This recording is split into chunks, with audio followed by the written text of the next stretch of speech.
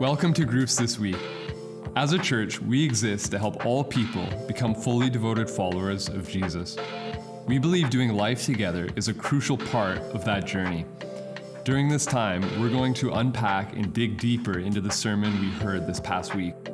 Let's dive in as we continue to grow in our faith, knowledge, and love of Jesus together. Well, hey, welcome groups. This week we are in Jonah chapter 2. And Cam, you preached at Rail City. Yeah. And this is quite an interesting story. I'm so glad that we're going through this as a church. And so before we get to chapter 2, can you just give us a bit of the background, Cam, on what brings Jonah to this point in the story? Yeah, for sure. Most of you have been tracking with us, but if you haven't, Jonah is a prophet. He's called by God to go to Nineveh. And as he is going to Nineveh, rather than going to Nineveh, he goes the opposite direction. He gets on a boat to Tarshish, and a great storm kind of comes over this boat. The sailors are freaking out, and Jonah is passed out down below. The captain awakes him. And eventually, after lots and prayer and every attempt to get back to shore, they finally decide to take Jonah up on his offer of how to calm this storm, and they throw him into the sea. Yeah. And there's a bit of a pattern here that's kind of interesting, is that if you look in chapter 1, there's this theme of down, down, down, down. It's like, and Jonah went down to Joppa. Jonah went down to the ship. He went down into the hold. And now he is finally down into the ocean. And he has gone as far down as he possibly can go. Like, he is at absolute rock bottom. Yeah. And so this is a bit of a transition kind of moment here, that things hopefully are going to start to go up. But before they go up, something radical happens. A great fish comes and swallows Jonah. Okay, so we are on chapter 2 this week, but we're going to just look at the end of chapter 1, verse 17, where it says this: "Now the Lord had arranged for a great fish to swallow Jonah, and Jonah was inside this fish for 3 days and 3 nights." And, I find this really interesting, Ryan. The Lord arranged for a great fish to swallow Jonah, and what did the fish do? Swallowed him, right? And I think there's something here for us. The obedience of the fish in contrast to Jonah's obedience. This fish knows how to listen to the word of the Lord, and Jonah doesn't, right? And this isn't the only example of this, is it? Like, we see this come up elsewhere in the scriptures. We see this in Jonah. Like, can you think of some other examples? Yeah, if we're talking about creation or nature, like obeying God's voice, first of all, the storm, that was at God's command. Later in Jonah, you see the wind. Yeah. The worm, the plant, these are a few things. I think elsewhere in scripture, like, we even see Balaam's donkey, like, obeying God. That's right? Like, God uses uses forces of nature and his creation for his purposes, it sure seems. Totally. Yeah. And they listen to him. And yet here is the prophet of the Lord, right? The prophet of the Lord. And he is disobedient. He doesn't listen to God's voice time and time again. I think this is an interesting question for us to maybe consider in our groups as we're discussing, is what is it about human nature that makes it so hard for us to just listen to God and obey God? And for some of you who've been in the church for a long time, the answers immediately are coming to your mind. Maybe some of you are newer. This is a big question. And so it might be helpful for you guys to discuss and consider, like, what is it about human nature that causes us to struggle so much with obedience? When the fish just immediately listens to God, no questions asked, right? Like, we'll throw that in the guide. And then, we get to chapter 2. Jonah's in the belly of the fish. He starts to pray. Help us just unpack what's going on in this prayer. What's coming up for Jonah? For sure, yeah. Well, once again, context. Like, I just want you to visualize in your mind the situation here. Like, Jonah is near drowning. He's floating down. He thinks it's the end, right? Now he is suddenly inside of this fish. He is confined, likely.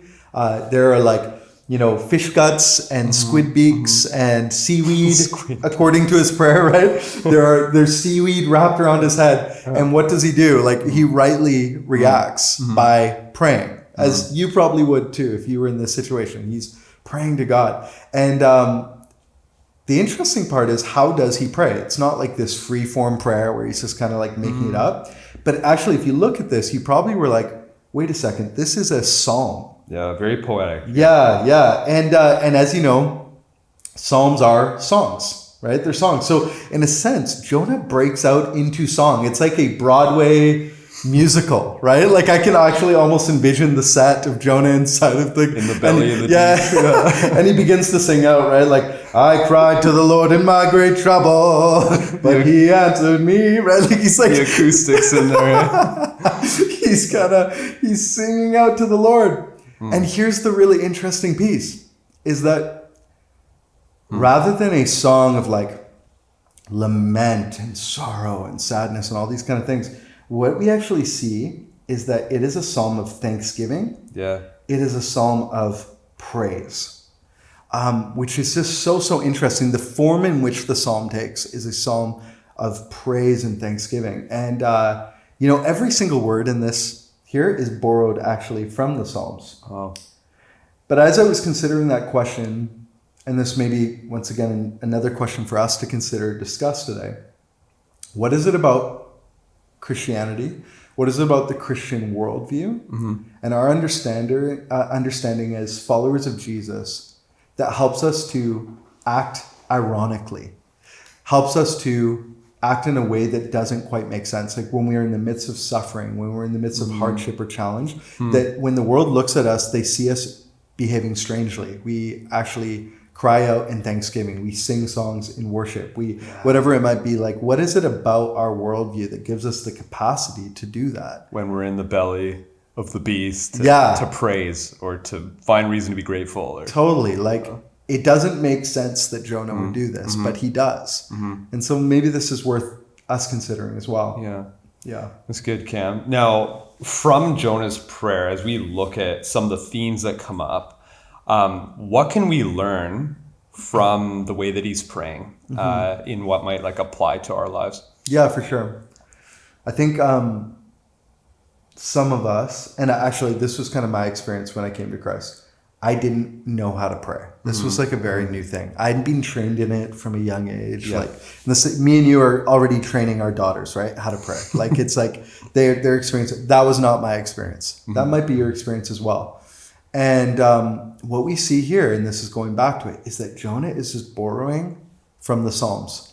There's not a single line in this prayer that is original. Yeah, it is timeless. But it's all copyright material, right? David, He's jumping around the Psalms and grabbing different lines.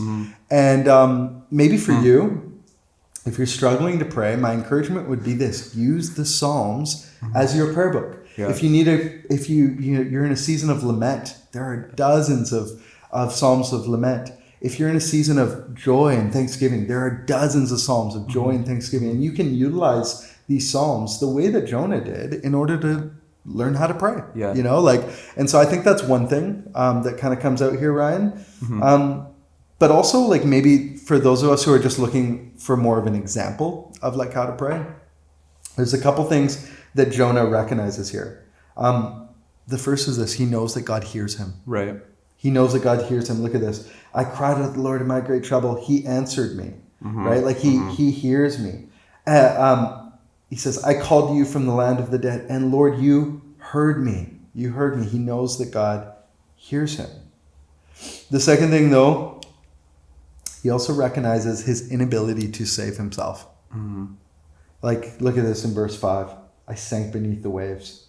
The water closed over me. Seaweed wrapped itself around my head. I sank down to the very roots of the mountain. I was imprisoned in the earth, whose gates locked shut forever. So he recognizes, like, there's nothing I can do to save myself here. Yeah.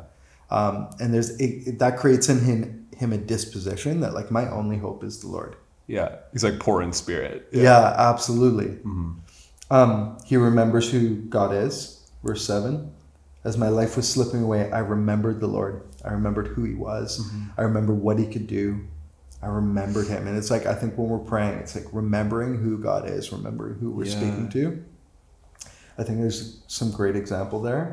And then lastly, he recognizes that only God can save him. Like it's only God who can save him at this point. And this is true every time we pray. It's an acknowledgement, like, this is beyond me. Yeah. I need divine intervention. I need you to come through for me, God, because only you, God, can save me. Look at this. It's just beautiful how he ends this. I will offer sacrifices to you with songs of praise. I will fulfill all my vows, for salvation comes from the Lord alone. Wow. Yeah. Wow. I can see how that's even echoing back to like the sailors in chapter 1 in verse 16, where they offer sacrifice and make vows. And now Jonah's doing that. Totally. Really cool. But yeah, he's come to the end of himself. Yeah. He realizes only God can save him. He's at the end of his rope. But yeah, this is some really good stuff, Cam. I think like, as Christians, like we should have no shame in being able to go to the Psalms or borrow language for the experiences that we are going through, and to look to the Psalms, to look to Lamentations, some of these like places where, maybe we don't know how to articulate what we're going through. Totally. But maybe, some other things that you guys as a group can discuss is, hey, what are some of the other tools that you can use in times of prayer? It might be the Psalms, it might be certain books or whatever, but what other kind of tools can you use in prayer?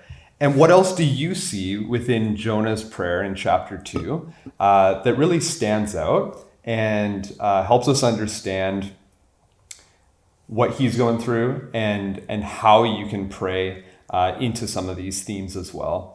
Anything else you kind of add in there, like helpful things to discuss? No, Cool. I think that's good. There's so much to learn from this chapter. We hope you guys have a great discussion this week as you continue in Jonah chapter 2. Amazing. Thanks, Cam. Yeah, thanks. We hope you enjoyed the teaching today. If you're wanting to follow along with our community group's discussion guide with your group, you can head to cachurch.ca/media, where you can find the discussion guide. Not only are there questions there related to the sermon, but there's also prayer prompts that relate to the passage or the topic that we were talking about, and practices that you can, on an individual level or a group level, begin integrating into your life to not only bring this knowledge into your mind, but to begin living it out.